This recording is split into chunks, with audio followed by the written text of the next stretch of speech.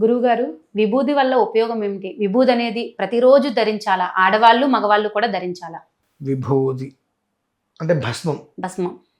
అంటే బూడిద అంతే కదండి. అంటే ఇప్పుడు ఇది తగలబడ్డా ఇది తగలబడ్డా చివరికి అయ్యేది బూడిద. ఆ బూడిద ఎవరికి ఇష్టం అండి? శివుడికి. శివయ్యకి ఇష్టం. ఉజ్జయిని తెలుసు కదండి. ఉజ్జయినిలో నేటికి కూడా ఇవాళ ఎవరైనా చనిపోతే ఆ భస్మాన్ని స్వామివారికి తెల్లవారుజామున అభిషేకం చేస్తుంటారు. చక్కగా ఆ భస్మాన్ని ఒక వస్త్రకాలితం చేస్తుంటే ఆ స్వామివారి మీద వర్షం పడుతుంటుంది. ఆ భస్మం కోసం ఎగబడతారు చాలామంది. అది పెట్టుకుంటే నుదుటి రాత మారిపోతుంది అని చెప్పి. అది నిజమా అబద్ధమా అనేటువంటిది, అబద్ధమైతే ఆ అభిషేకం కోసం కొన్ని వందల మంది కొట్టుకోరు. ఖచ్చితమైన నిజం. ఎందువల్లంటే అమ్మా, ఈశ్వరుడు ఉండేదే శ్మశానంలో. అంటే ఆయన నిరామయుడు, నిరంజనుడు. శివలింగం మీద అభిషేకం చేస్తాం, పాలు పోస్తాం, ఏమవుతాయి? పోతాయి. తేనె పోస్తాం, పోతాయి. అంటే ఏంటంటే నీకు వచ్చింది ప్రతిదీ పోతుంది అని గ్రహించుకో అని. చిన్నప్పుడు అని మాట్లాడతాం, పెద్ద అయిన తర్వాత అలానే మాట్లాడిపోతాయి. చిన్నప్పుడు ఒక్కొక్క అడుగు జాగ్రత్తగా వేస్తాం, పెద్ద అయిన తర్వాత మళ్ళీ నడకపోతుంది. చూపు చిన్నగా వస్తుంది, అలానే చూపు వచ్చిన ప్రతిదీ పోవటమే. దీంట్లో నువ్వు బాధపడాల్సిన అవసరం లేదు. కానీ నువ్వు భూమి మీదకి వచ్చిన తర్వాత నీకంటూ ఒక స్థానముద్ర వేసుకోవాలి అంటే ఈశ్వరుడికి భస్మార్చన చేయన్నారు. నీ యొక్క ముద్ర ప్రపంచానికి చాటి చెప్పాలి, నీ తరతరాలకు ఇవ్వాలంటే నువ్వు ఈశ్వర ఆరాధన చేయి. ఎందువల్లంటే విభూతిర్భూతిరైశ్వర్యమనిమాదికమష్టధా ప్రాప్తి ప్రాకామ్యమీశత్వం వశిత్వం చ అష్టసిద్ధయ అని చెప్పి ఆ విభూతి రేఖలు అనేటువంటిది నుదుటిని పెట్టుకుంటే అది ఎంతసేపట్లో నుదుటిని పెట్టుకున్నటువంటి భస్మం ఆరిపోతుందో ఆ సమయంలోనే ఆ ఈశ్వరుడు నీకు అనుగ్రహాన్ని, ఐశ్వర్యాన్ని ఇచ్చేస్తాడు అంటారు. ఎందుకంటే ఐశ్వర్య ప్రదాత ఈశ్వరుడు. ఈ ఐశ్వర్యం ఈశ్వరాదిచ్చేతు. ఆ భస్మం అనేటువంటిది మనం ఏ శివాలయానికి వెళ్ళినా భస్మం తెచ్చుకుంటూ ఉంటాం ఇంటికి. అవునండి. ఇవాళ ఇచ్చే భస్మం ఇక్కడ భస్మం కదమ్మా, నామం సున్నం అని కల్పిస్తున్నారు. పిడకలు, ఆవు పిడకలు లేదా ఆవు పచ్చిపేడ కాల్స్తే, ఆవు పచ్చిపేడను కాలిస్తే వారం రోజుల పాటు అందులోంచి భస్మం వస్తుంది. ఆ భస్మాన్ని తీసుకొని ఈశ్వరుడికి ఆరాధన చేయాలి. ఆ శివలింగం 1.5 అంగుళాలు 2 అంగుళాలు ఉంటుంది.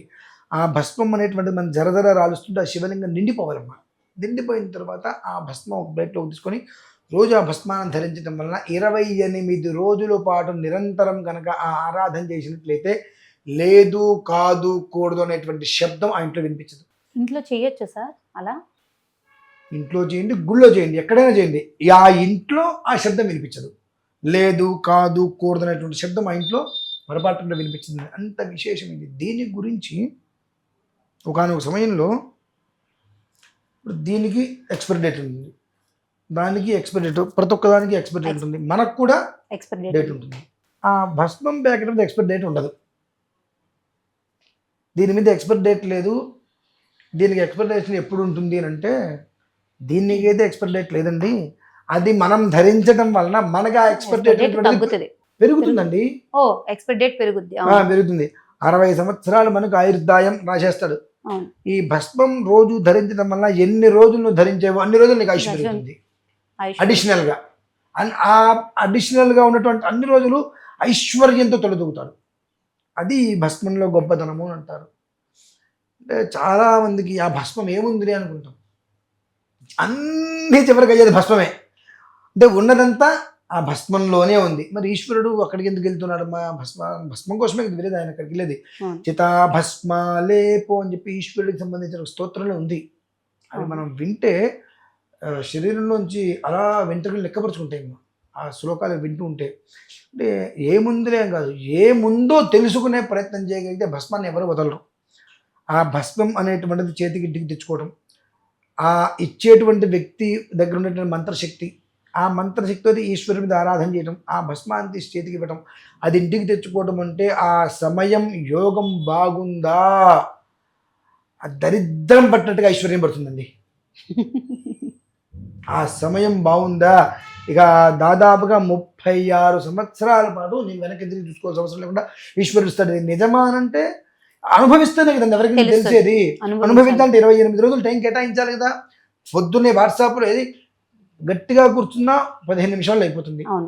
నమ శంభవే చ యోభవే చ నమ శంకరాయ చ మయస్కరాయ చ నమ శివాయ చ శివతరాయ చ ఓం నమస్తే అస్తు భగవన్ విశ్వేశ్వరాయ మహాదేవాయ త్ర్యంబకాయ త్రిపురాంతకాయ త్రికాగ్ని కాలాయ కాలాగ్ని రుద్రాయ నీలకంఠాయ మృత్యుంజయాయ సర్వేశ్వరాయ సదాశివాయ శ్రీమన్ మహాదేవాయ నమః. ఒక 11 సార్లు అంటూ ఆ భస్మం తీసుకొని వస్త్రంలోకి స్వామివారి మీద గట్టిగా జల్లిస్తే నిండిపోతాడు శివలింగం. 28 రోజులు, రోజుకి 5 నిమిషాల సమయం. ఈ వాట్సాప్కి, చాటింగులకి, ఫేస్బుక్కి, ఇన్స్టాగ్రామ్ రీళ్ళకి వాళ్ళకి పెట్టిన టైం మనం దీని మీద మనం పెట్టలేము, భగవంతుడి పైన పెట్టం. మనకి మంచి జరుగుతుందేమో, బాగుపడిపోతామేమో భయం. మనం మంచి భగవంతుడి మీద దృష్టి పెట్టద్దు, అర్చన చేయొద్దు, మనకంతా మంచి జరగాలి. మనం చేసింది ఏదైనా ఉంది అబ్బే ఉపకారం మినహాయిస్తే ఎవరికి అపకారం చేయం. కర్మకాలి ఎవరైనా మనకు ఉపకారం చేశారా, అదే అపకారం మినహాయిస్తే ఉపకారం ఎవరికి చేయం. ఒకవేళ ఏదైనా కారణం చేత మనకి ఎవరైనా ఉపకారం చేశారా, ఖచ్చితంగా వాడికి తిరిగి 1000 రెట్లు అపకారం చేయాల్సిందే. ఇది మన బుద్ధులు. అంటే ఇలా ఉంటాను చెప్తే 10 నిమిషాలు 5 నిమిషాలు భగవంతుడి దగ్గర 28 రోజులు కూర్చొని అంతు తేలుద్దాం, నిజమా కాదా అని కూర్చుంటే కదండి అది నిజమా కాదా విషయం తేలేది. అలా కాకుండా నాకు కుదిరినప్పుడు నేను కూర్చుంటే నాకు రావాలి అని అంటే ఉదయం 9 గంటలకి నీకు ఇంటర్వ్యూ ఉంటే నువ్వు 10ంటికి వెళ్తే అంత ఉంటుందా? ఉండదు.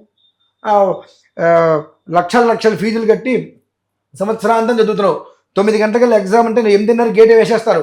తలకింతలుగా తపస్సు చేసిన నీకు గేట్ తీస్తున్నారా? అంటే భగవంతుడు మాత్రం నువ్వు ఎప్పుడు ఓకే అంటే అప్పుడు రావాలా? నీ ఎదురుకుండా నీ సారో నువ్వు డబ్బు నీ దగ్గర డబ్బు తీసుకొని కూడా వాళ్ళు గేట్ వేసేస్తున్నారు. అటువంటిది నువ్వు అడగంగా నేను పరిగెత్తుకుంటూ రావాలి అని పిచ్చోడు, ఆయన పనేం లేదు. నువ్వు ఎప్పుడు పిలుస్తావు, నీకు వరాలు గుమ్మరిద్దామని చూస్తున్నాడు ఆయన, ఏ టైంలో పిలిచినా. ఎంతవరకు ధర్మం అండి ఇది? అన్నిట్లకి మూలం భస్మం ఇవ్వండి. అంటే నువ్వు ఈ భస్మార్చనతో చేస్తే ఎప్పుడు పిలిచినా వస్తాడమ్మా ఆయన, అది మూలం. నువ్వు ఏదైనా చేసుకో, ఎలా అయినా చేసుకో, మనస్సును నిర్మలంగా పెట్టుకో. భస్మం గుప్పెడుతో పెట్టుకో. ముష్టి అంటారు దీన్ని. అయుంగాయుంగాన్ ముష్టీన్ కరోతి. ఇలా గట్టిగా భస్మంతో ముట్టుకో. ఓం త్ర్యంబకం యజామహే సుగంధిం పుష్టివర్ధనం ఉర్వారకం యుబంధనాన్ మృత్యోరం క్షేమామృతాతు. దిగొస్తాడు. ఆ భస్మాన్ని విభూతిర్భూతుల ఐశ్వర్యం వంటి పెట్టుకో. మన చుట్టూతా ఉండేటువంటిది ఆర్థికంగా, మానసికంగా, శారీరకంగా, లేదంటే అప్పు పరంగా మన దగ్గర తీసుకొని ఇవ్వకపోవటం, మనం తీసుకొని ఇవ్వలేకపోవటం, మనం మంచి చేసిన వాళ్ళు కూడా మనకు చెడు చేయటం, ఈ దుస్తంత్ర ప్రయోగాలు ఏవైతే ఉంటాయో ఇటువంటి 8 దరిద్రాలు మనిషిని బెల్లం చుట్టూ ఈగలాగా ఎప్పుడు కబలించడానికి చూస్తూ ఉంటాయి. ఎప్పుడు కబలించడానికి చూస్తూ ఉంటాయి. ఆ కబలించడానికి మనం చూసినప్పుడు మనం ఏం చేయాలి?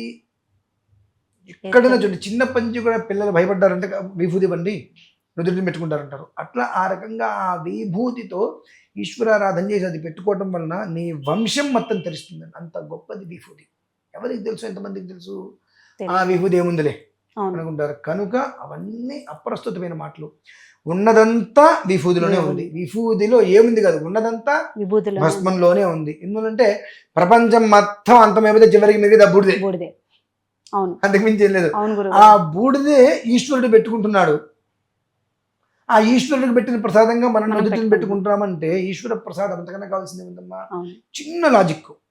ఆ లాజిక్ను మనం తెలుసుకోగలిగితే జీవితం సుఖంగా ఉంటుంది. ఆ లాజిక్ తెలుసుకోలేకపోతే ఇక నడుస్తూ సాగుతూ ఉంటుంది. ఏం చేశారా అని పొద్దున్న లేచారనే, రాత్రి పడుకున్నారని, మళ్ళీ పొద్దున్న లేచారని, వంట చేసుకుని ఇంకేం లేదు.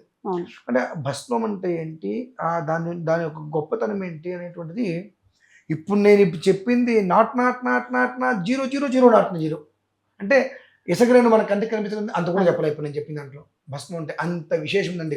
ఒక 20 రోజులు కంటిన్యూగా కూర్చొని మనం చెప్పుకుంటూ వెళ్తే భస్మం అనేటువంటి దాని గురించి ఒక ఇసుకరేణు అంత చెప్పినట్టు అవుతుంది. అంటే అంత గొప్పది భస్మం. కనుక ప్రతి ఒక్క మనిషి ఇంట్లో భస్మంతో అభిషేకం చేసుకొని, లేదంటే గుళ్ళోంచి తెచ్చుకొని ఆ భస్మం ధరిస్తే నీ వంక చూసి నవ్వితే నవ్వారు, మంచిది, శుభం. అనుభవించేది వాళ్ళే కదా, సరిపోతుంది అంతే.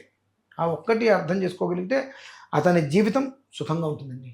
మా సందేహాలకు చక్కటి సమాధానాలు ఇచ్చినందుకు మీకు ధన్యవాదాలు తెలుపుకుంటున్నాం గురువు గారు. ఇలాంటి సందేహాలకు మీకు సమాధానాలు కావాలనుకుంటే మ్యాక్స్ టీవీని సబ్స్క్రైబ్ చేసుకోండి.